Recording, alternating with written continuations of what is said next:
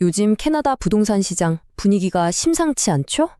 그 뜨겁던 콘도 건설 붐이 말 그대로 뚝 끊겼습니다. 프로젝트는 멈춰서고 시장은 꽁꽁 얼어붙었는데 도대체 무슨 일이 벌어지고 있는 건지 지금부터 하나하나 파헤쳐 보겠습니다. 자, 이 말을 한번 들어보시죠. 저희는 공사를 중단했습니다. 이건요, 그냥 하는 말이 아니라 시장 최전선에 있는 한 개발업자의 목소리입니다. 이 정도면 상황이 얼마나 심각한지 감이 오시죠? 그러니까 지난 몇 년 동안 정말 뜨거웠잖아요. 그 열풍이 지금 거대한 벽에 쾅 하고 부딪힌 겁니다. 그래서 오늘 대체 왜 이런 일이 벌어졌는지, 그리고 이게 우리한테 어떤 의미가 있는지 한번 제대로 짚어보려고 합니다. 자, 그럼 첫 번째로 이 거대한 콘도 건설 중단 사태, 대체 규모가 어느 정도인지부터 한번 보시죠. 숫자를 보면 좀 더 와닿으실 겁니다. 콘도 판매량이요, 무려 2008년 금융위기 이후 최저 수준으로 뚝 떨어졌습니다. 특히 밴쿠버나 토론토 같은 핵심 시장에서는 더 심각하고요. 이건 그냥 시장이 좀 안 좋네? 이 정도 수준이 아니라는 거죠. 거의 역사적인 붕괴에 가깝다고 봐야 합니다. 아니, 판매량이 이렇게까지 곤두박질 쳤다면 당연히 이런 궁금증이 생기죠.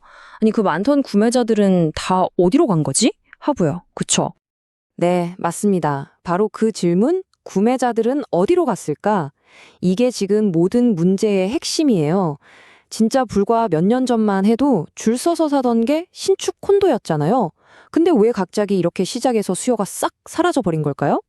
이유는 크게 세 가지입니다. 시장을 떠받치던 세 그룹이 한꺼번에 발을 뺀 거죠. 자, 첫 번째는 투자자들. 더 이상 사두면 오른다는 공식이 안 통하니까 선분양 콘도의 매력이 사라진 거예요. 두 번째는 바로 첫 집을 사려던 사람들. 아시다시피 가격은 너무 비싸고 이자는 높으니까 아예 시장에 들어올 엄두를 못 내는 거죠. 그리고 마지막으로 임대 시장까지 영향을 받았습니다. 이민이 줄면서 임대 수요도 같이 꺾인 거예요. 그러니까 이 세 개의 큰 기둥이 동시에 무너져 내린 겁니다. 자, 이렇게 구매자들이 사라지면 이게 그냥 아파트 몇 채 안 팔렸네 하고 끝나는 문제가 절대 아닙니다. 그 파급 효과가 생각보다 훨씬 크고 또 깊숙하게 경제 전체로 퍼져나가거든요. 자, 이 숫자 한번 보세요. 7천. 이게 뭘 의미하냐면요. 작년 초부터 토론토와 해밀턴 지역에서만 무려 7천 세대 규모의 콘도 프로젝트가 그냥 취소됐다는 뜻입니다. 이게 그냥 숫자 7천이 아니고요. 7천 가구가 살 집, 그리고 거기에 딸린 수많은 일자리가 한순간에 공중으로 날아가 버렸다는 얘기예요. 그리고 그 영향은 마치 도미노처럼 번져나갑니다. 보세요. 프로젝트가 멈추죠?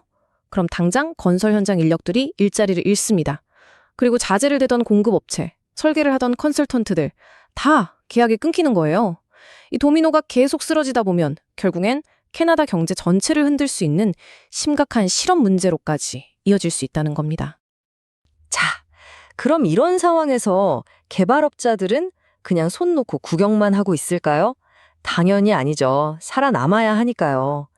그래서 기존의 계획을 완전히 뒤엎는 아주 큰 방향 전환을 시도하고 있습니다. 바로 이게 그들의 새로운 생존 전략인데요. 예전에는 어땠나요? 주로 투자자들한테 팔기 좋은 작은 유닛을 만들어서 선분양하는 데 집중했잖아요. 그런데 이제는 그게 아니라 아예 처음부터 임대, 그러니까 월세를 줄 목적으로 건물을 짓거나 아니면 실제 거주할 사람들을 위해서 좀 더 넓고 살기 좋은 집을 짓는 쪽으로 방향을 틀고 있는 겁니다.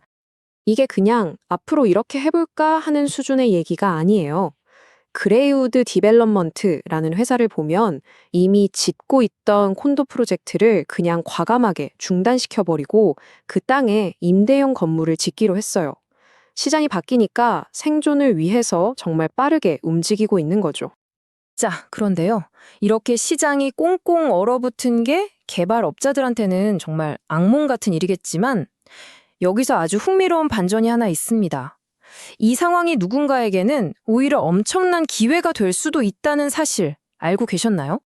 그 기회를 잡을 수 있는 사람들은 바로 지금 집을 사려는 분들입니다. 생각해 보세요.